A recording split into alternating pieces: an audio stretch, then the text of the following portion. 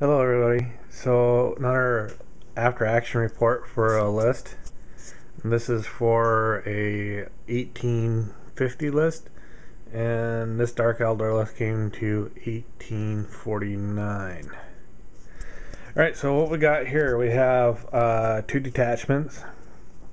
We have a Covenite detachment, which is two elites and one heavy.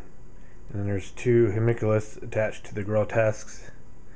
And then we had a formation, which is one Grotesque, one Talos, and one Haemonculus. And then they had a combined arms detachment, which was one Archon with Trueborns attached to them, and four warrior squads. And the four warrior squads had two venoms and two raiders as dedicated transports, and the 10-man unit there had a dedicated raider.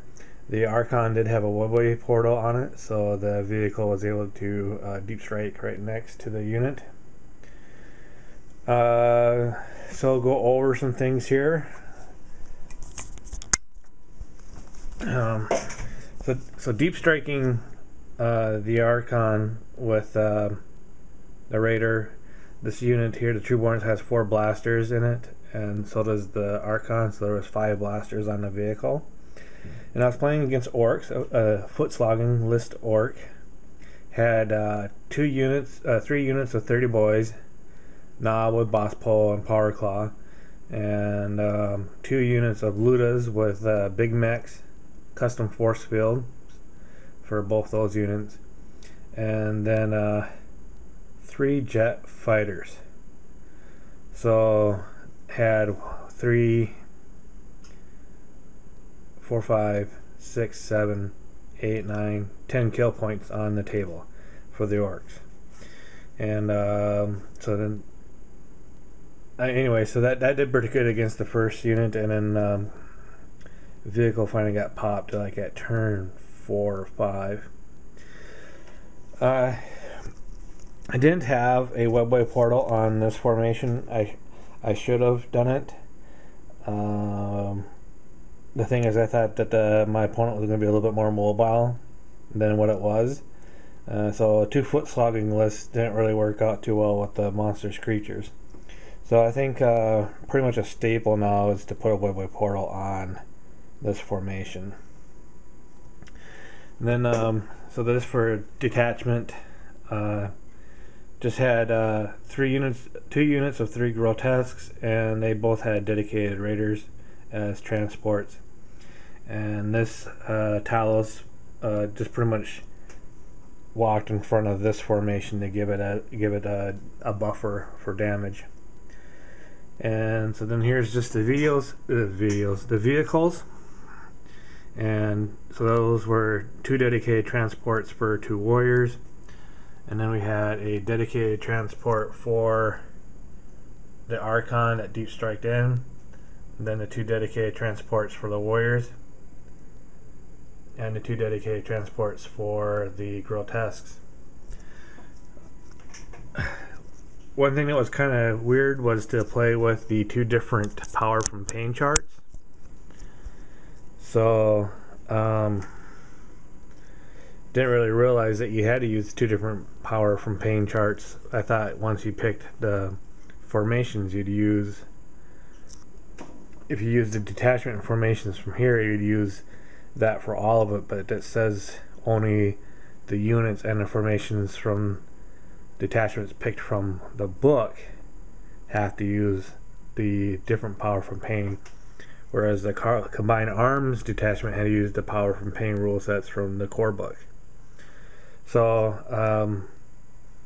that took a little bit of micromanagement to remember the difference in power from Paine's. The vehicles did alright as far as for shooting at the orcs, because it denied armor save for the orcs. But once the jets came in, I was doing quite a bit of snap shooting, and then that denied a better accuracy. Warriors really didn't do a whole lot. I had one unit of warriors kind of wrapped around this formation just to give it another buffer. One unit of warriors was up on a building, and then the other two warriors were inside the raiders. And then mid through, I ended up embarking one of the warriors back in a venom and moving it forward. The next turn afterwards. The Grotesques managed to get into combat. I disembarked them, did all my other shooting and stuff like that, and then when it came to assault phase, I forgot about assaulting. So the opponent had a turn of shooting at them before assaulting them, and during the shooting phase, I lost one Grotesque.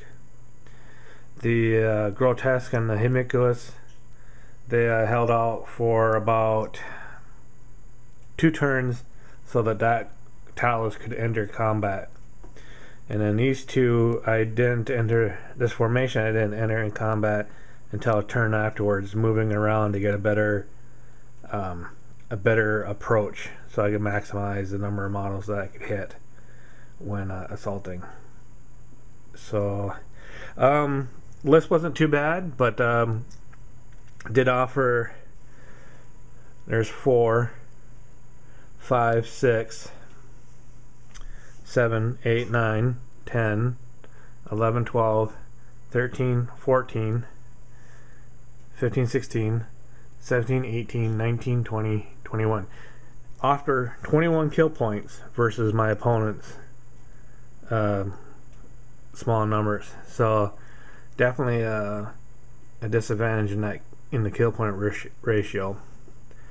But it was a fun game. We played till turn 7. And I managed to kill both Luda squads with Big Macs.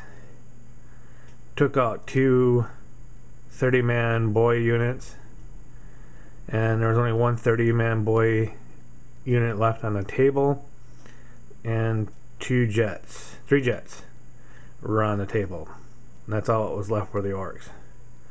What I had left was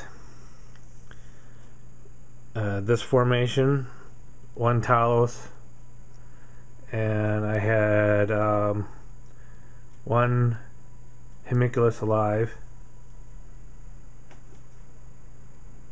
and I think I had 3 vehicles still alive, and I had 1 unit of warriors alive. So it was pretty bloody on the Dark Eldar side, but it was a pretty good game. And like I said, we made it to turn 7, which was even better. Alright folks, thanks for watching. Take care.